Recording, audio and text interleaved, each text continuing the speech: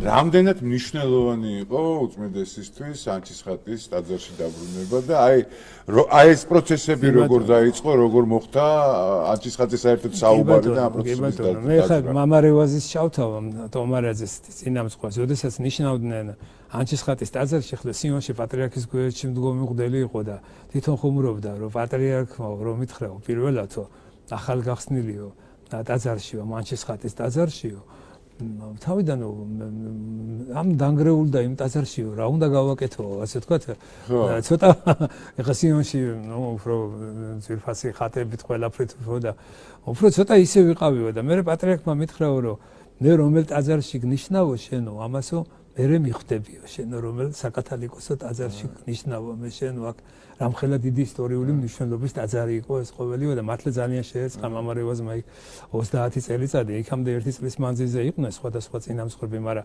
ძირითადად 30 წელიწადი პოსტსაბჭოთა სივრცის შემდეგ მამარევაზმა დაყო ამ ტაძარში და ეს იყო უდიდესი მნიშვნელობის. მე მახსოვს ძალიან კარგად პატრიარქი ყოველ ანჩისხატობას ან პარაკლის სანამზევით მუზეუმში ასე ვთქვათ შევაშვებინებდით და ნელ-ნელა შეეგუებოდნენ რომ ამ ხატთან ასე ვთქვათ რაღაცნაირად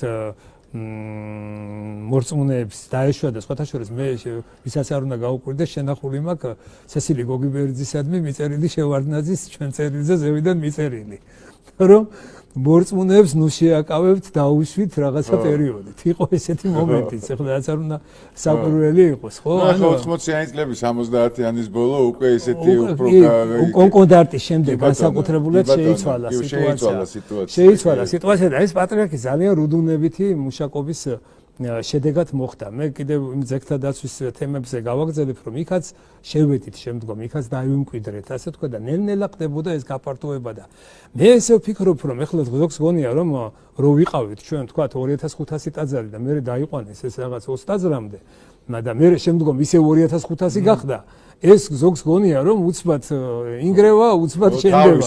თავისით. ყოველ დღიურს ცოტა ისეთი სიტყვა არის. 24 საათიანი მუშაობა ჭირდება ამას, რომ აღდგენილიყო ეს ყოველივე. მე ძალიან მნიშვნელოვანი დღე არის დღევანდელ დღეს და მადლობელი ვარ, რომ დღევანდელ დღეს მოხდა ჩემი ასე ვთქვათ აქ გასაუბრებაც, იმიტომ რომ ორი დიდი მნიშვნელოვანი ტახტი, რომელიც ტახტით ჩვენ მე-19 საუკუნის დასაწყისში დავკარგეთ, ეს იყო ასე ვთქვათ ავტოკეფალია ჩვენი საგვირგვინი, ჩვენი პატრიარქობის 60 ქულო ეკლესიის და ეს იყო სამეფო ტახტი.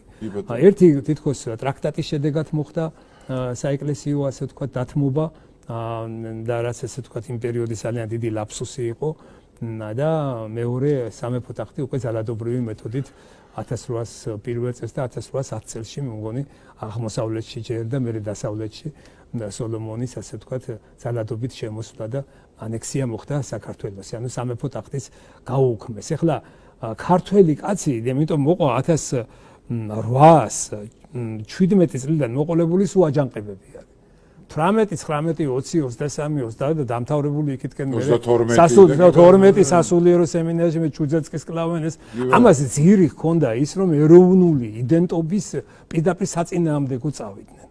ანუ ჩვენ რაც გქონდა ყველაზე დიდი მთავარი საქართველოში ყოიც ეხლა უხეშად არ გამომივიდეს, მაგრამ რო შემოვიდოდა მტერი, იგინაც იცოდნენ რომ წაგებული ქონდათ ბრძოლა, თავგაუტეხავი არ გაუშვებდნენ აქედან.